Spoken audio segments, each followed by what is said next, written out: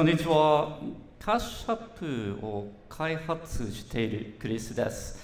半年ほど日本語を勉強しています。本日は英語での発表となりますが、いつか機会がありましたら、日本語でしたいと考えています。本日はどうぞよろしくお願いします。Hello everyone, my name is Chris. I'm an Android developer at Cash App. And today I'm going to talk about Molecule, a library we made at Cash. A couple of things I want to get started with. There's going to be a lot of code and URLs on these slides. I've got a link to everything at the end, so no worry about taking photos during. And also, what do I mean by compose? So by compose, I'm talking about the Kotlin compiler plugin, and not Compose UI, the UI framework built on top of that. Compose itself is kind of just like a general purpose tool for managing trees of things, and in Compose UI, that's a tree of UI elements, but it doesn't necessarily have to be. And what do I mean by presentation logic? Well, in our application, we likely have some kind of MV, maybe C, MVP, MVI, MVVM. For this talk, it doesn't matter. It's our MV whatever. And at some point, we're going to need to show a screen to our user. We need to calculate what we're going to show on that screen, some kind of model. That's going to involve some disk reads, maybe some network requests. Whatever it happens to be, we need to calculate this model. At some point, the user is going to interface with our application, and we need to process a user input event. So by presentation logic, I'm talking about this part of our app. So what does Molecule let us do? It lets us write code like this, a composable function where we take in a stream of user input events and then produce models over time. I think before I get into how this works, though, a more important question is to ask, why is this even interesting in the first place? And to do that, we need to travel back in time. It's 2017. The Salt Bay meme is introduced to the world. But also in 2017, Android developers were adding RxJava to all of our projects. We love it as a way of processing asynchronous streams of things. And this is a lot better than what came before. If I think back to 2010, I was writing code like this, massive activities. If I wanted a user input event, I'd grab a button, set a click listener. I might spin up an async task to do some work, and then when that returns, update state somehow. And state, what was state? Probably just a bunch of member variables. I don't know. Back to 2017. This is when Jake gave a presentation called The State of Managing State in RxJava. And this was a really interesting presentation because it kind of highlighted how, on Android, what we do a lot of the time is coordinate asynchronous streams. Maybe that's things from network, from disk, from the operating system, or even user input events. All of these are kind of like just asynchronous streams where we wait for something to happen and then react accordingly. And at the time, RxJava was a really good tool for this job. We were using it everywhere, even for linear data processing, processing one thing after another. And that was the single type that RxJava gave us. So this single type, rather than nesting a bunch of callbacks together, we could chain them as operators. It was a much nicer way of writing code. But also in 2017, Kotlin coroutines became a thing. And now, instead of putting these operators one after the other, we could just suspend instead and write our code imperatively. And this was a huge step up in terms of readability. The other advantage it gave us was kind of cleaner concerns around threading. Rx is a little odd in how it conflates thread management and data processing at the same time. With coroutines, it's a bit easier to reason about. We can just suspend. So in a way, this whole family of types from RxJava, they were all replaced by suspend functions. It was a better way of handling these things. And for me, this is kind of how Android development continued on for a long time, where I would use suspend functions for linear data processing and RxJava for stream coordination. That was until 2019. And in 2019, Kotlin's Flow API became stable. And in 2019, Roman gave a really interesting talk called Asynchronous Data Streams with Kotlin Flow. And on this slide here, he's talking about some of the problems with RxJava's API. When mapping from one value to another synchronously, we can use the map function. If we want to do that asynchronously, however, we have to think about that. We have to remember we're doing this and use flat map single instead. Not too bad for data processing. What about predicates, though? Well, the synchronous version of this is simple. We can use filter. What about the asynchronous version of this? I don't know, it's hard. We have to reach into our bag of like 100 operators to figure it out. And all of Flow's operators do something really interesting to deal with this. They allow for suspending calls to be made instead. And doing this has two really dramatic effects on our code. The first one is operator avoidance. So on the left here, we have a bunch of RxJava functions. We might want to start with a value or a stream of values, or even delay that subscription by a certain amount of time. With Flow, we can replace all of these with a single function, start with, and then we can use the suspend API inside of onStart to change the behavior of these operators. So you can kind of think of the way that Flow adopts coroutines. It really helps shrink the reactive API surface down and make it much easier to learn. The other advantage it gives us is access to more powerful operators. So consider a search screen here we might want to implement. We might model the user input as a flowable of queries. And then the state for the screen, well, it's going to be one of two things. When the user inputs some text, it's going to be loading. And then when we get the results, it's going to be loaded. If we were to write this with RxJava, it might look something like this, where we switch map on the queries because we want to unsubscribe from any work we were doing previously when a new query comes in. We also probably want to delay that work by something like 300 milliseconds, just so if someone's typing quickly, we can kind of debounce their input. If we write this with Flow, however, we get access to the transform latest function. And this is neat for two reasons. One, it's a single operator, which is nice. But there's another big win here. Let's look at how the Rx example here runs. The first thing we want to do is emit loading. But in our code, we have to put this right down the bottom. Next, we want to delay to see if we're interrupted within 300 milliseconds. And then the last thing we want to do is actually run the search. But we have to make that the very first thing we do. With the Flow example here, it's much simpler. We emit loading, we wait 300 milliseconds, and then we run the search. We get to do everything in the actual order we want it to execute.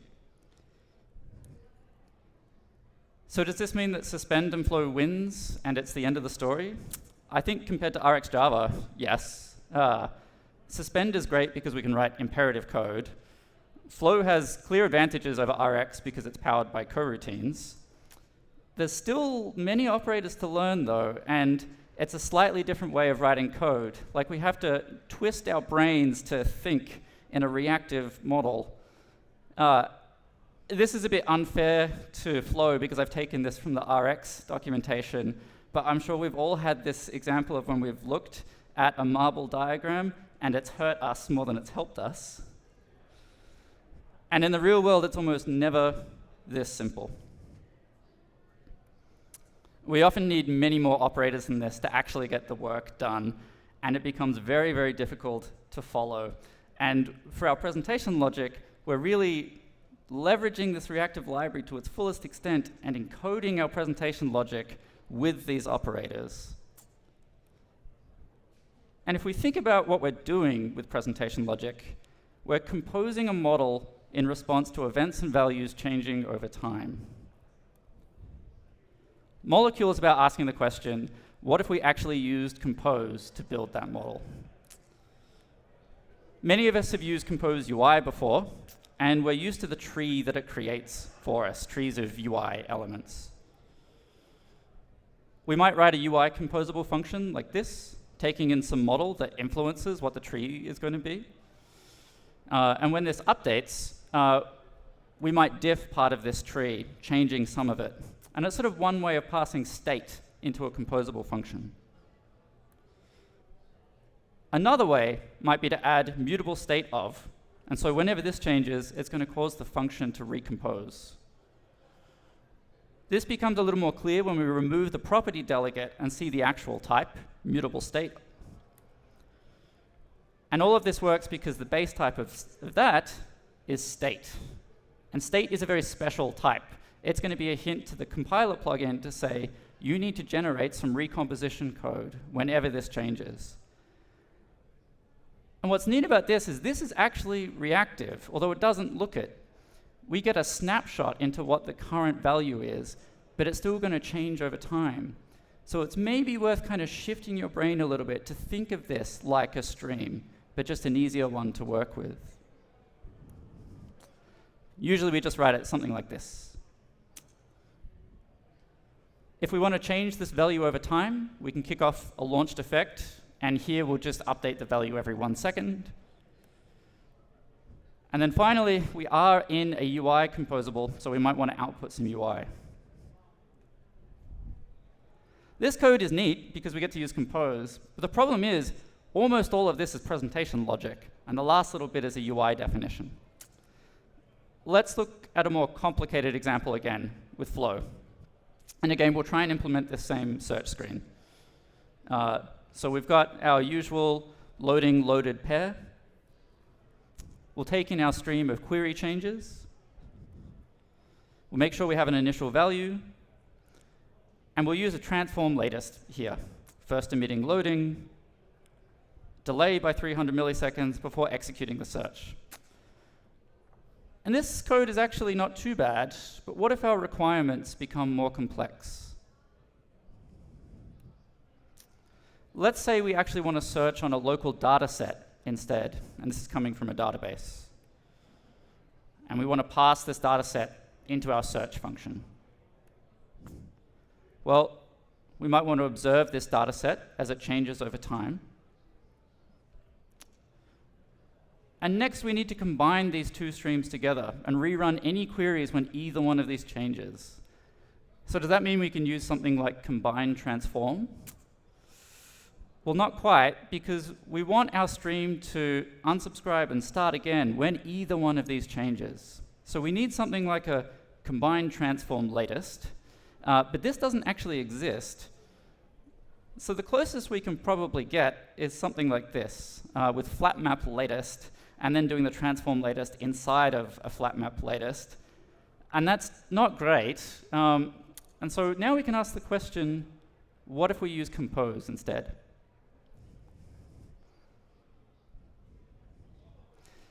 Well, we might start by using collect as state on our queries. So we take the stream, but now we get to treat it as if it's a val. We'll do the same with our data set. And we'll create a mutable state of to hold our model and then change it with any modifications. Then the part of our code we care about, this loading, delay, load, we can pull it out of these nested operators and put it inside of a single launched effect. And launched effect is great here because we're using query and data set as the keys. And that means when either one of these changes, we'll cancel the previous effect and start a new one. And we finish this up by just modifying model. No need to emit anymore. What's neat about this code is that it's still reactive, but it's a much easier way of kind of writing and reasoning about it.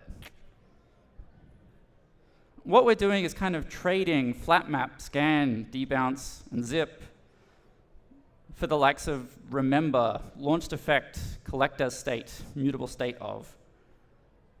But also really simple Kotlin tools like if, else, when, for, things we're really familiar with. But again, we're still in a UI composable, and means we're going to emit a UI. And all of this here is great, but it's presentation logic.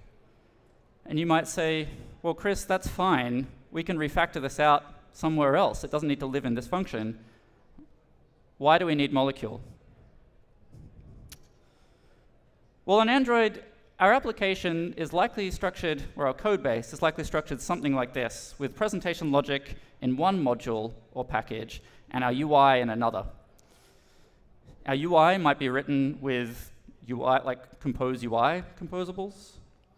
And our presentation logic doesn't know anything about our UI. It's just logic. It might be calculating the state as something like a flow or a StateFlow, but something simple like that. We're also hopefully unit testing our presentation logic, and that means we don't know anything about Compose at this point. What Molecule lets us do is use Compose in this package, but not need a dependency on Compose UI. Well, that's great. How do we use it? First step is to add the Gradle plugin. And next, we need to choose what kind of flow we want to make. In this instance, a StateFlow is probably much more what we want. And this is because we want the presentation logic to own the initial state. We don't want the view layer to have to guess at what it should initially display. Next, we need a coroutine scope. We're going to create one. We'll pass in this Android UI dispatcher. This is important, but I'll get back to what that is in just a second.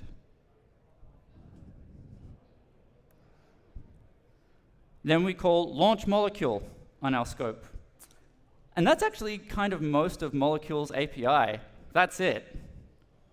Now we can just write some compose code inside of this Lambda. We'll start by creating a model, and we'll give it an initial value of A. We'll kick off a launched effect to load value B, and then finally return the model from this Lambda. Let's step through how this runs. So we create the immutable state, kick off the launched effect, and then return the first value. So our first emission is going to be A. At some point, our suspend function is going to return, and now we're going to update. That's going to cause our state to update. We're going to recompose, read the new value, and output from this Lambda. So our next emission is going to be B. What if we set model to C immediately after this? Does that mean our emissions are going to be A, B, and C? Well, not quite. They're actually just going to be A and C. For a new emission to happen, two things have to occur. The first one is that some state gets invalidated, and the second is that a monotonic frame clock has to tick. You might be like me, and when you look at this, you wonder, where is the monotonic frame clock? Let's step through what's happening here again. So we update model to B, and then immediately, on the same thread, without suspending, we set this value to C. Then a frame tick happens, recomposition occurs, we read model, and output it again from the Lambda. So where does the tick come from? Well, it's coming from here, the Android UI dispatcher. What this is doing is actually providing the monotonic frame clock to Molecule. And it's going to tick at the same refresh rate of the device that we're running on. So the last piece of this puzzle that we actually need to do is specify this recomposition clock to Molecule. So we pass this enum in here, and we say we're going to use a context clock.